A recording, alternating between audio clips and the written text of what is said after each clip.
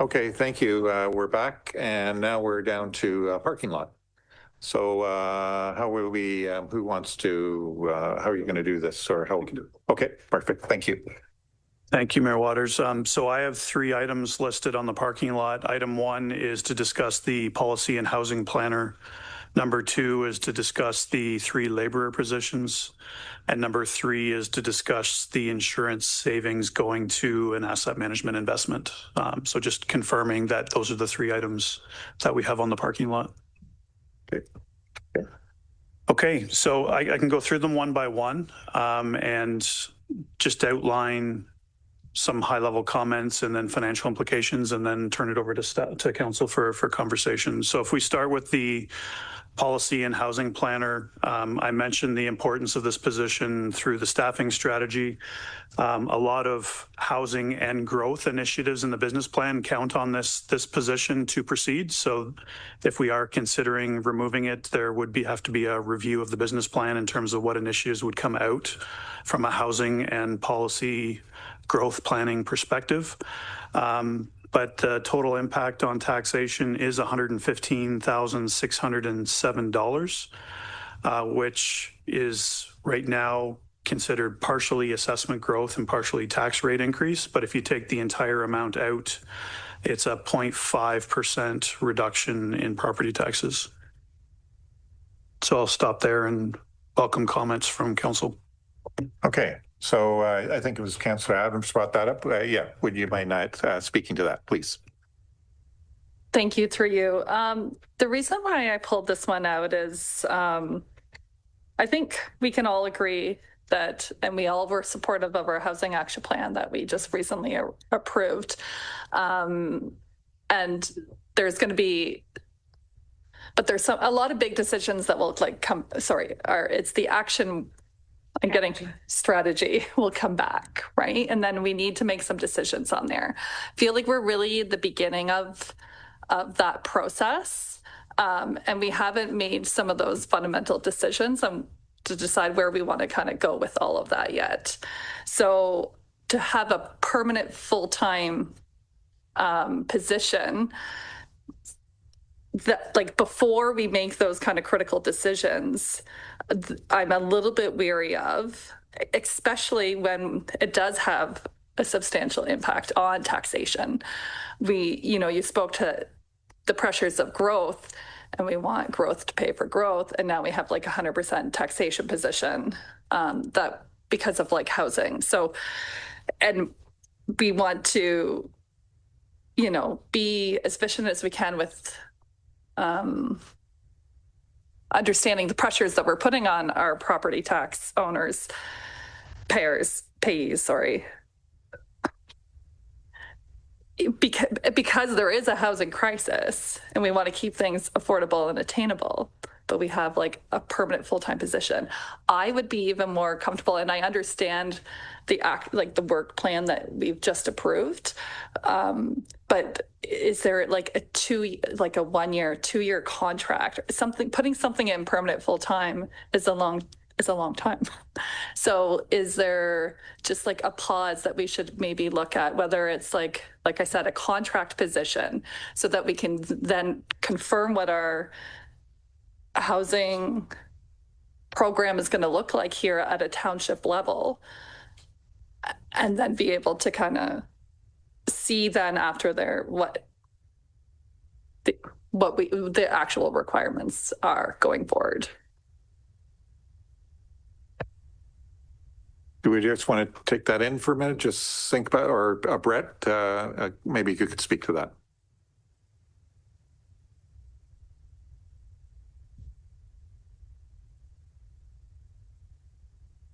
I understand your comments regarding the housing side of it, but it is housing and policy planner.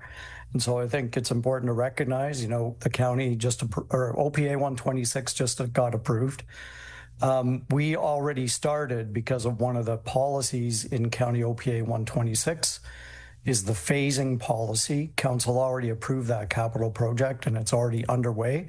That's going to be coming to council. So we need to update the township official plan, put the work plan in place for that. And, with the coming into effect of the changes to the county OP, ideally, we're supposed to do it within a year. Then it's the zoning bylaw.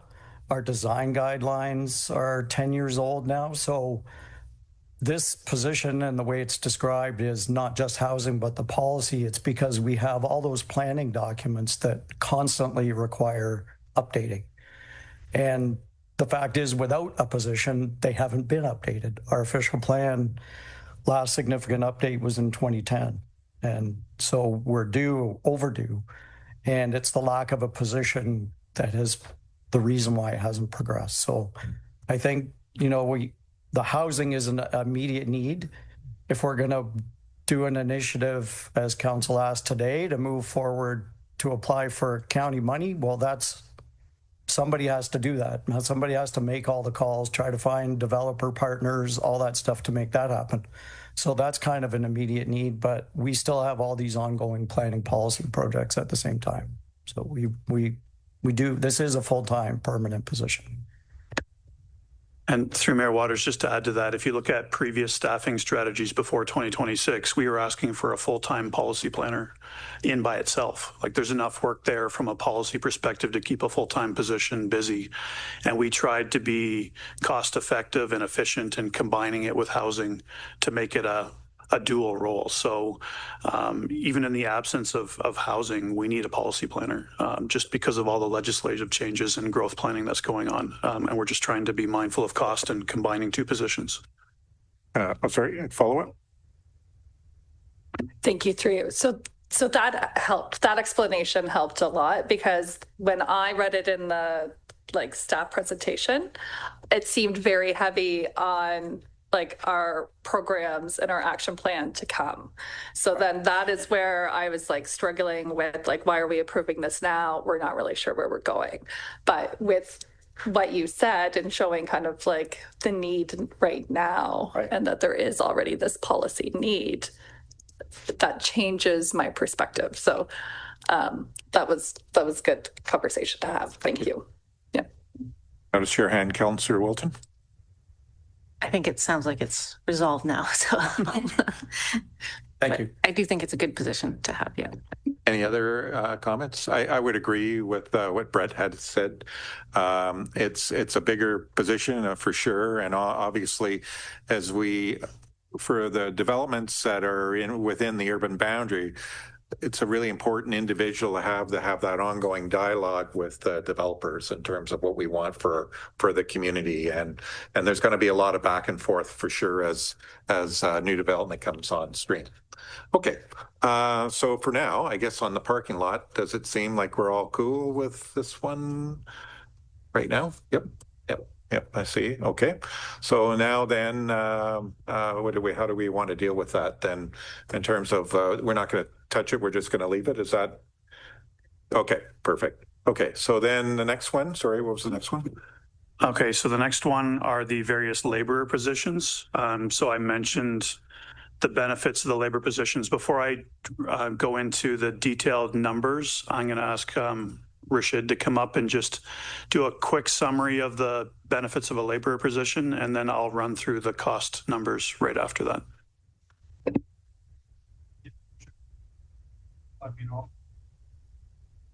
Which is good. Well, through you, Mayor. So let me just explain the laborer position, how the rationale why we created that job description to begin with. There's a lot of work throughout our municipality where you do not, and I think our CEO tried to explain that, and Mr. Baker also. We've been paying extra amounts to get that work done. So, for example, in Public Works Department, skilled operator average salary is say $28 or to $30 an hour. So there were a lot of these tasks and duties which could be done by a $22 an hour employee. So the labor position provided us the most flexibility to pick up a lot of work, which we were paying a dividend for to get that work done. So if a $30 hour employee arrives to do work on a normal shift and picks up overtime, it's costing us a lot of money, which could be easily, the work could be more flexible because these are new created positions. And we have created a job description which covers throughout our municipality all types of work.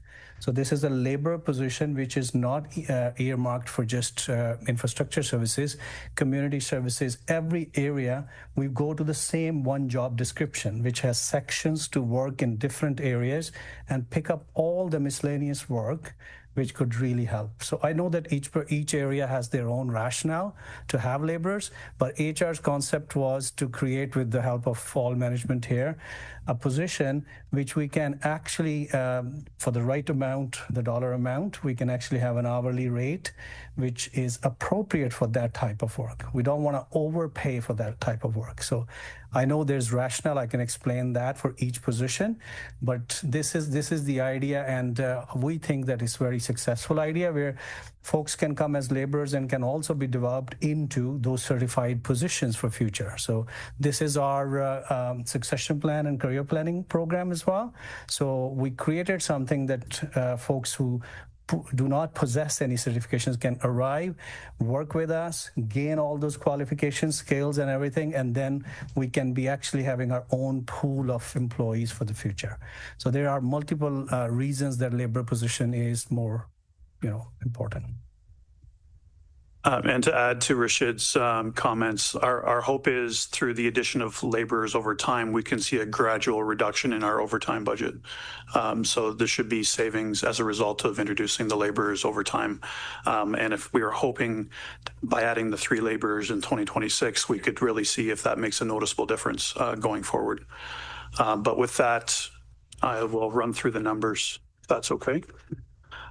So for the infrastructure services laborer, right now it's funded 1/3 taxation, 1/3 water, 1/3 wastewater. So the impact to taxation is $21,957 or 0.1% on taxation. The community services labor, if I just look at only one of the two, in that situation, we were giving up summer students that do similar work to replace them with full-time laborers. We would need to keep those students, which is a prior budget approval. So there would only be, for one of those laborers, it would be a savings of $15,848 or 0.07%. But pretty minor increases in taxation, but we can see over the long term, we think that these positions will have a significant impact. Comments, questions, Councillor Adams. Thank you. Sorry, Dan, did you just say that with the labor position, we would maintain the summer student? Is that correct? Through the mayor, if we get the labor positions, we're foregoing the summer students and using that funding to fund the labor position. But if we're cutting one of the labor positions, we need to keep the summer students, which is why the impact on taxation is less if we remove the labor. Okay. Just to follow up, I understand the rationale for the labor position. I do think, I think youth in our community today have a hard time finding jobs. And I think a lot of times, anyways, it's a shame to see kind of like student positions going down. I know like through high school and college co-op programs, they're always looking for employers. And so anyways, I didn't realize that would have that impact, but just a comment. But I do understand the rationale for the labor position. May I address that? So absolutely, I appreciate that. So we are not in the business of cutting student positions at all, but this was a needed work and position of a laborer work, more of like, doing the evening shifts and weekend work and having a little bit more permanency because we want to have continuation of that service. So that's the only reason it's attached to that the department is deciding to give up those few $1,000 to establish a labor position. So I understand, and we are not going to be cutting down any student positions like that.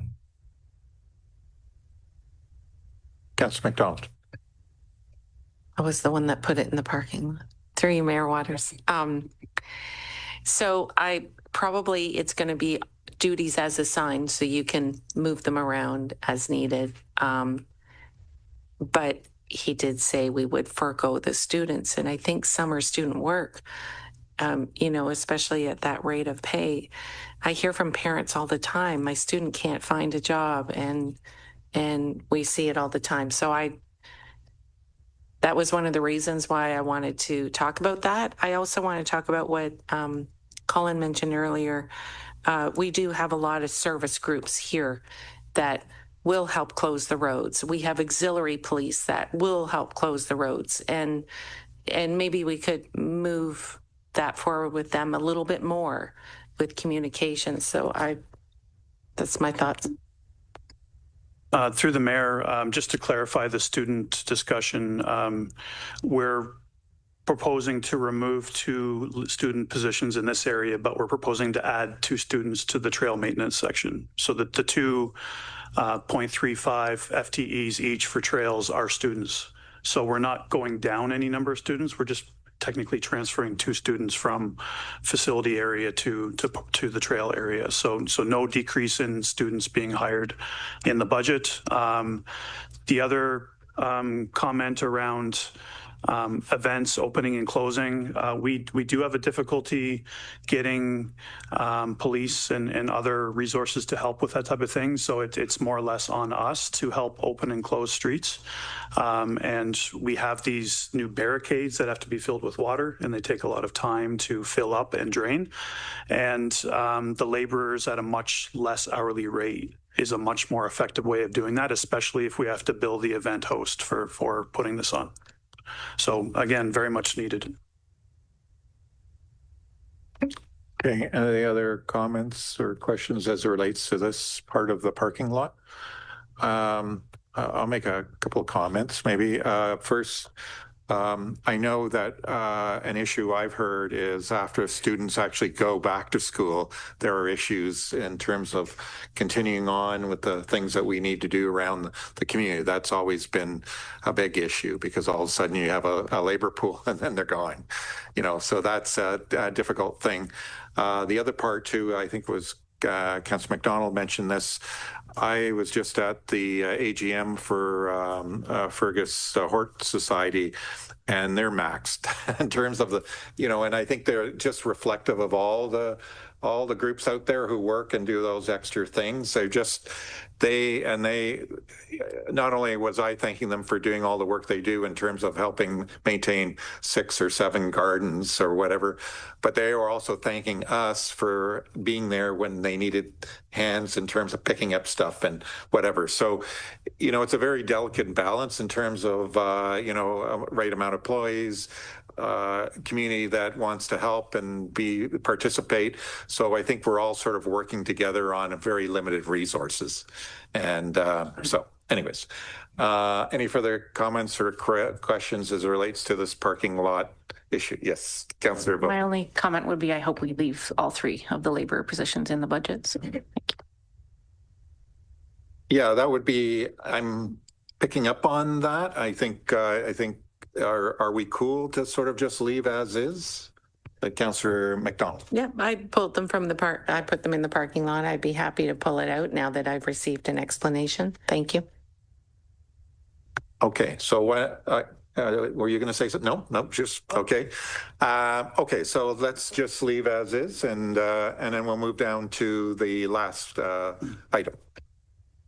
Okay, the last item was in relation to the insurance savings and possibly reinvesting it into asset management. So just in summary, the insurance reduction net of the animal control increase was $43,000 reduction. That brought us from 0.86% down to, 3.86% down to 3.86% down to 3.68%. Yeah, that's right. That's right.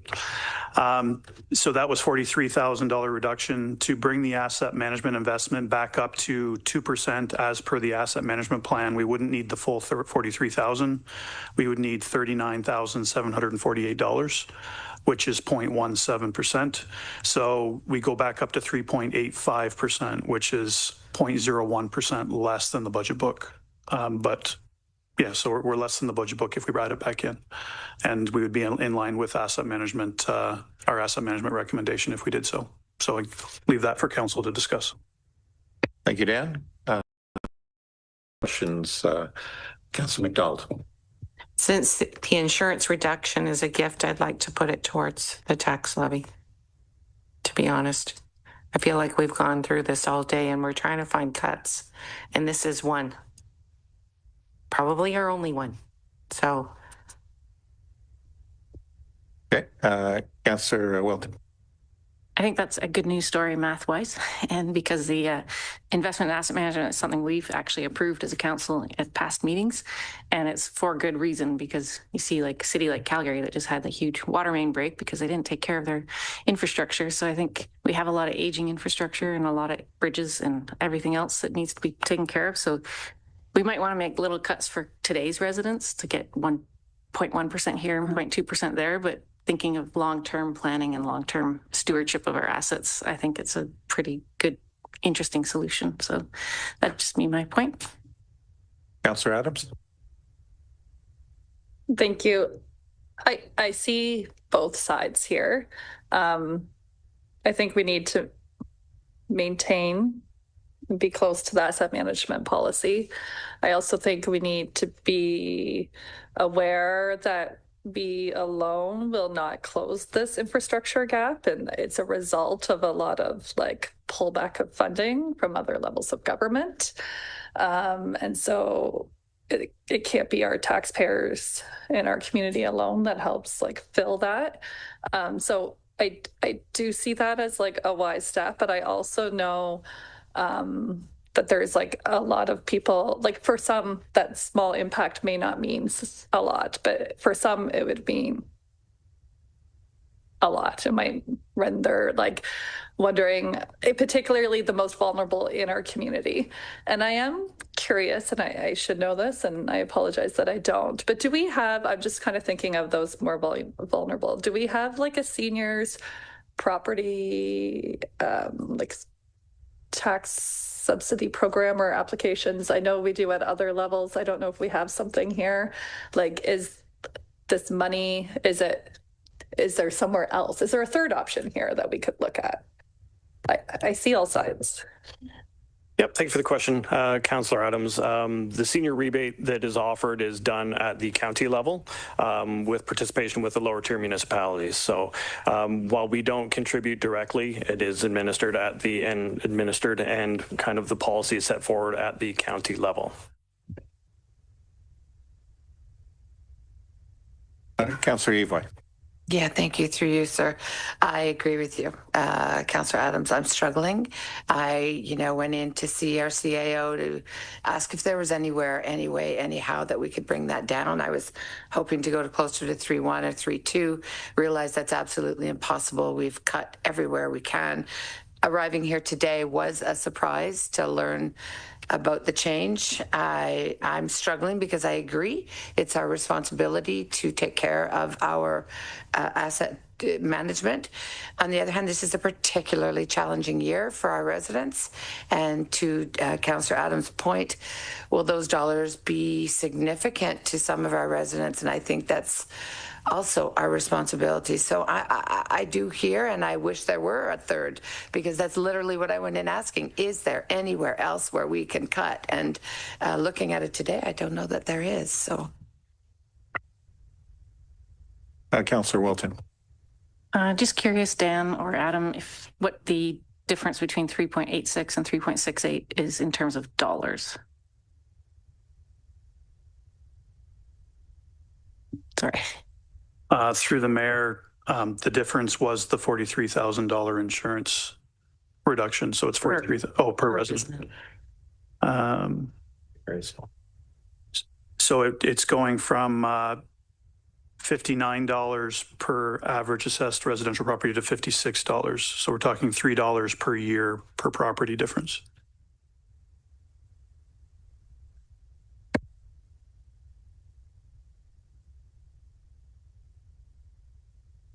Okay, so Council, what do you want to do? Yes, Councillor Jefferson. Hey, just thank you, Mayor Waters. Just my opinion, the 43,000, I can understand the 3.68 and the 3.86, that the difference and everything, but in my mind, it's cutting it for everybody. And when we see the numbers of penalties and interest that we're charging on our people that can't afford to pay, I would be more interested in if we were cutting $43,000 that it came off of there so that the people that are in need could benefit directly from it than encompassing everybody. So if it's a 3.86 and then we reduce it down to 3.68 with the 43,000 coming out of a minor percent, as Adam yells at me in a minute, minor percent reduction in what our penalties and interest charges are. I'm just throwing that out there because I think the people that need it are the people that can't afford to pay the taxes and are paying all the penalties and interest, because we're seeing that grow astronomically each year. Would you like to comment on that, Adam? No, I think your point is taken. I mean, we have seen an increase in our outstanding AR. That said, we are kind of making some ground on that. Staff within the finance team has been extremely proactive in terms of helping administer that and getting people on the right side of their arrears. But as Mark had alluded to, and the budget will demonstrate, is that we are seeing an increase in those annually. The $3 on an average residential property might not seem much, but when you're facing hard times, I'm sure it would be appreciated. But again, on the asset management side of things, we are facing a fairly steep infrastructure funding deficit, which we're trying to make ground on. And with the current budget at 1.83% versus the 2%, we are making headway. But again, we continue to see an erosion of our external sources of funding to that end too. So like many members of council, I can see both sides. And ultimately it is council's decision. Councillor Adams. Thank you, through you. It's funny because we're talking now just under about $50,000, which on the overall budget doesn't seem a lot, but it does seem to be an opportunity that if it's put in the right spot, it could have an impact on the most vulnerable. So my question is, in this question mark of a potential third option, does the decision have to be made today? Maybe we're not aware of all of those other areas where there may be grants or subsidies available to our local residents that like maybe staff could come back and say, hey, this could be used as a top up here. I don't want to add more work, but like if there's something like Councillor Jefferson had stated that you think like could be reasonable and it could be just like a move, or is this a decision that needs to be made today? Yeah. Through the mayor, the funding decision has to be made today, but if you wanted to put, whether it be $40,000 or $43,000 and park it somewhere, either in a reserve or in an operating budget somewhere with further direction to be provided later, we could do that. That way it's in the budget, we're funding it, and how it's being used can be determined at a later date. So that's how I see the third option playing out. Thank you. I'm concerned about that option because it still leaves those who are vulnerable in a position where they can't pay and they're going to get back into that same position. So although it sounds good at first call, and I appreciate the creativity, I'm not sure that it solves the problem because they still have to pay and they're still at risk. Our vulnerable population is still at risk. It does cut that 100,000 in half and helps them with arrears, but they're still obviously having to pay taxes. So I can't personally see the logic in it, although it's a great idea. I can't walk myself through it without it with its making enough sense, it'll have a positive impact on all of those who might need the support of a lower monthly rate.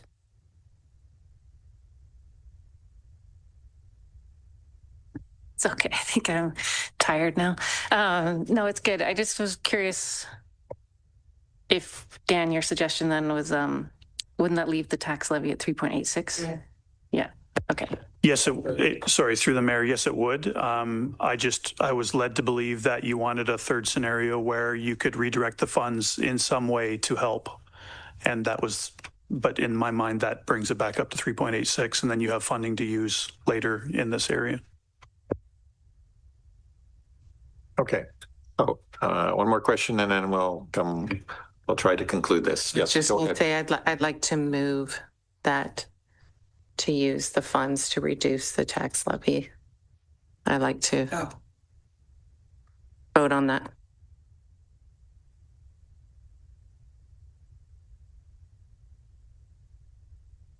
Where's council's head here in terms of well, there was kind of a couple of options here. One is to put it into park it for now and then deal with it, or move it such that we take down the tax by 43,000, or we just leave everything kind of status quo in terms of what was being proposed by staff. Asset management, yes, correct. Sorry, yes. So where I'm going to do a straw poll here. How's that? Okay. Straw. What would you like to do? Councillor Wilton. I would like to be proactive and put it in asset management. Okay. Councillor Adams. At this time, I would reduce. Yeah. Reduce? Yeah. Okay.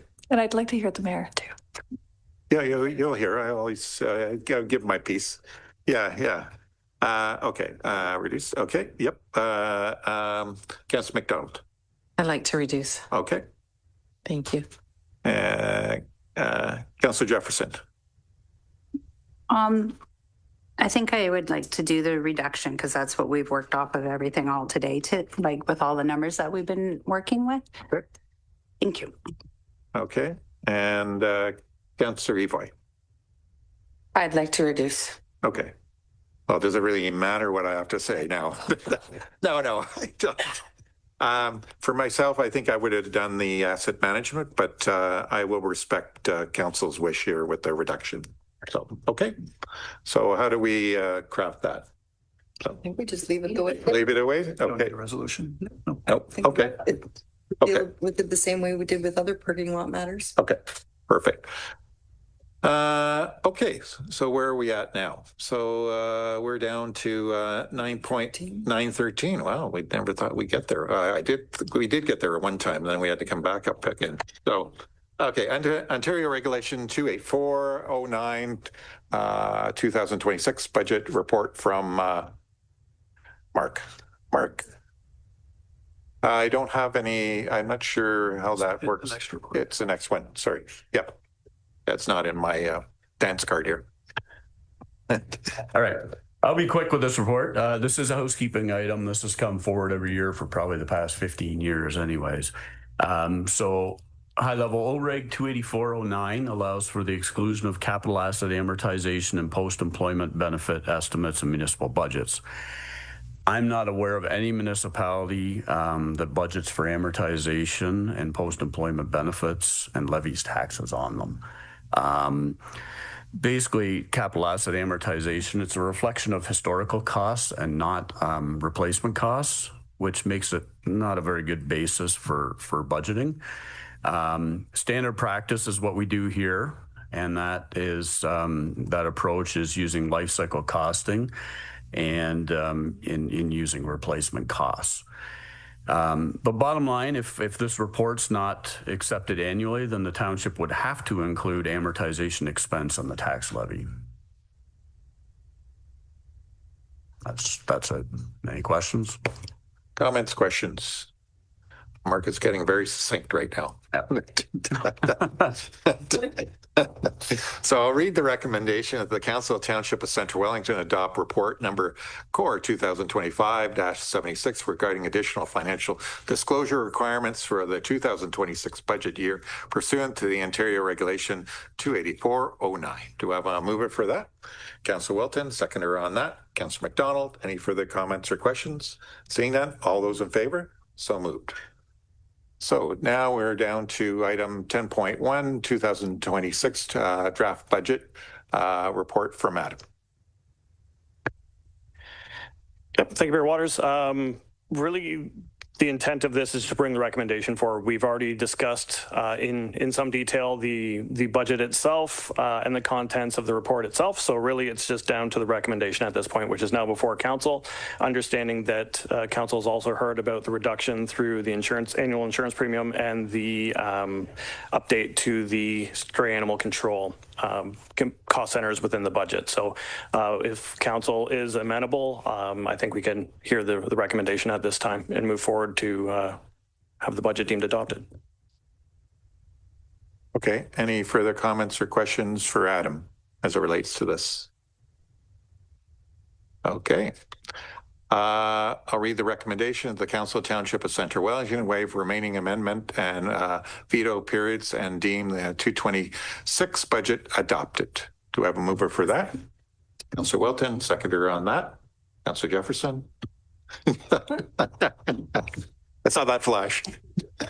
Okay, any further comments or questions? Yes, Councillor Wilton. I would just like to thank staff for all their work on the budget. And I also really appreciate that Dan and Adam make themselves available for questions to come in and have meetings ahead of time. And they also additionally made themselves available to residents in my ward, at least, which was really nice. So I really appreciate the time and effort that goes into the budget process. Thank you. Would anyone else like to comment on that? It'd be appropriate time. Thank you for that lead in. Appropriate time for any of the councillors to comment on the process. Because we're open, I was going to allow Councillor Wilton's fine words to land and rest, but I also would like to thank the team and the staff. I know it's not, I know you guys are, like I mentioned, I know you're doing your best to cut it as tight as you can to make our budget as lean as possible, and that you have already vacuumed those lines as much as you can. I understand that we're always trying to pull it a little smaller, but I appreciate your patience and your understanding and your wisdom in the journey. So thank you, guys. Councillor Adams.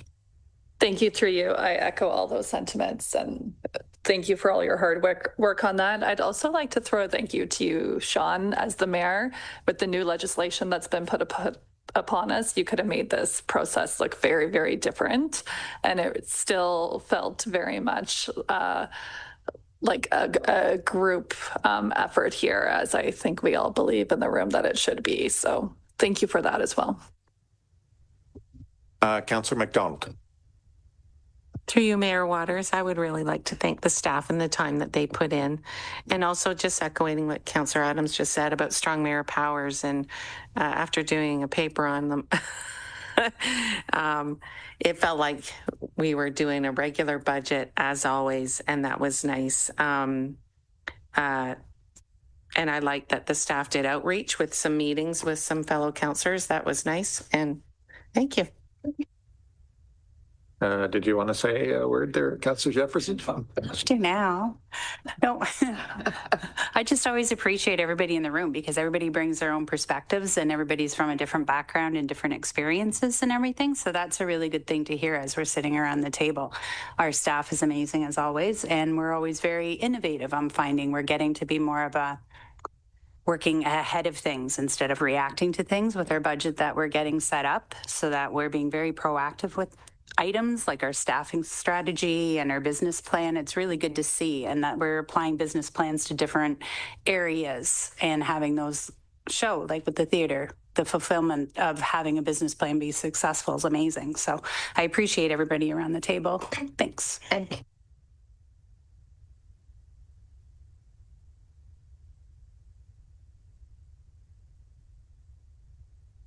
17 grand. I'll say a few words.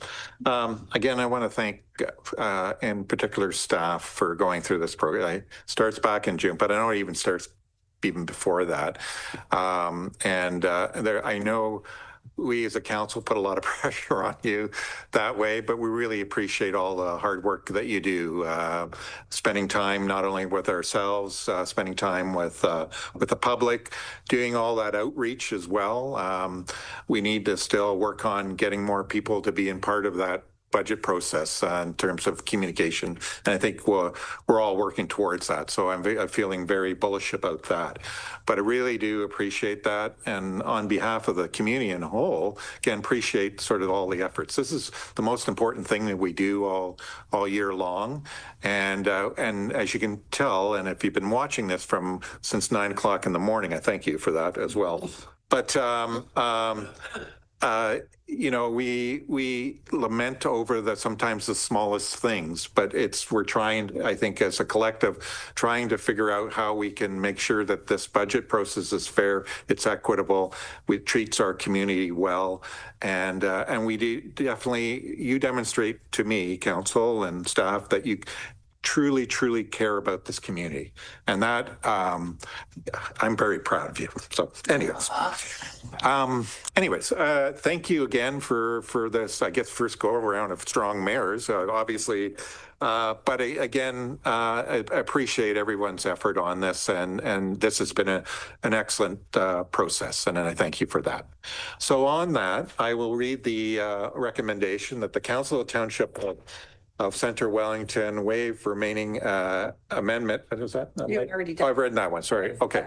Oh, now I'm down to confirmatory bylaws. I only moved in second. You have to do. Oh, Did you not Oh. call the question? Oh, yes, because we'd opened up for questions. You're right. You're right. So I'm getting tired too. Okay. So we did have a mover and we had a seconder. Yes. Yes. Okay. Any further, and we did all our comments. Any further comments or questions? Okay. Seeing none. All those in favor? Okay.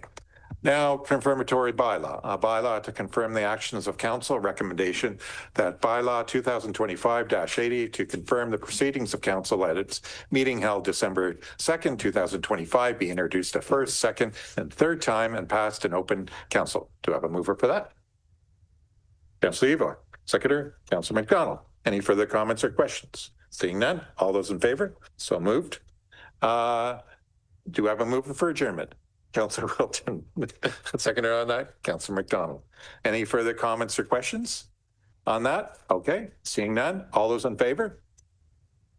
Good night.